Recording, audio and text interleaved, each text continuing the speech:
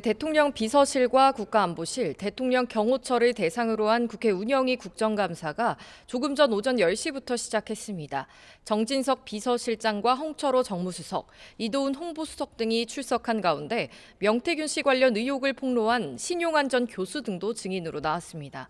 가장 큰 쟁점은 어제 민주당이 공개한 윤석열 대통령과 명태균 씨의 녹취록을 둘러싼 공방입니다.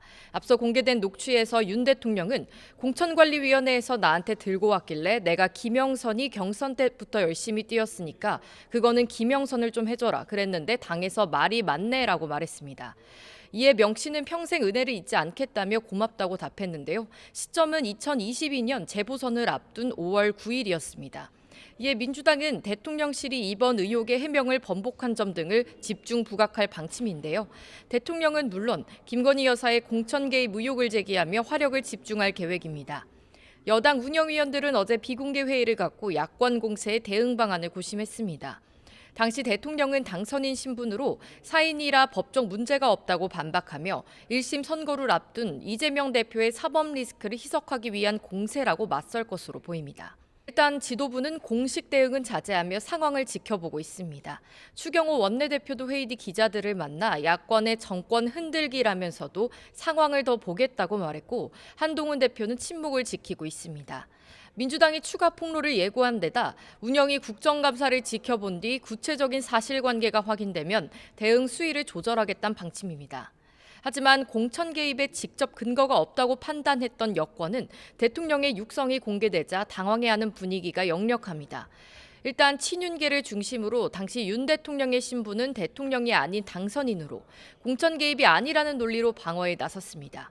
강명구 의원도 라디오 인터뷰에서 민주당이 앞뒤 내용을 자르고 녹취를 공개했다며 이재명 대표 선고에 대비하기 위한 일종의 기획 폭로라고 맞대응했습니다. 하지만 대통령실의 거짓 해명 논란이 불거진 상황에서 대통령을 무조건 옹호하기는 곤란하다는 불만도 나오고 있습니다.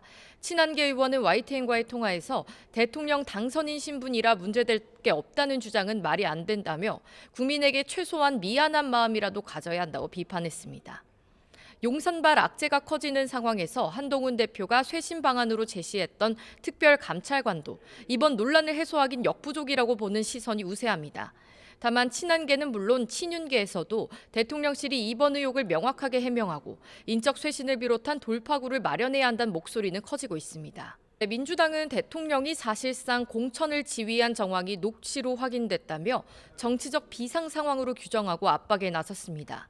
이재명 대표도 오늘 최고위원회의에서 정부의 국정 운영이 마구잡이 범죄 행위로 구성돼 있다며 그야말로 범죄적 국정이라고 날을 세웠습니다. 박찬대 원내대표도 대통령의 육성이 공개됐는데 공천 개입이 아니라는 건 황당무계한 궤변이라고 꼬집었습니다.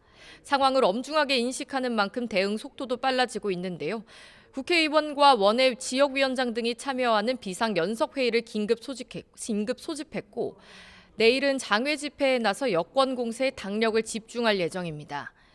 민주당은 어제 공개한 녹취 외에도 추가로 입수한 물증이 상당하다며 폭로를 예고하고 있는데요. 다만 아직까지 지도부가 공식적으로 대통령 탄핵 카드를 꺼내진 않고 있습니다. 섣불리 탄핵안 발의를 시도했다가 오히려 여권 결집을 유도할 수 있다며 결정적인 스모킹건이 나올 때까지 기다리겠다는 의도로 풀이됩니다. 지금까지 국회에서 YTN 손효정입니다.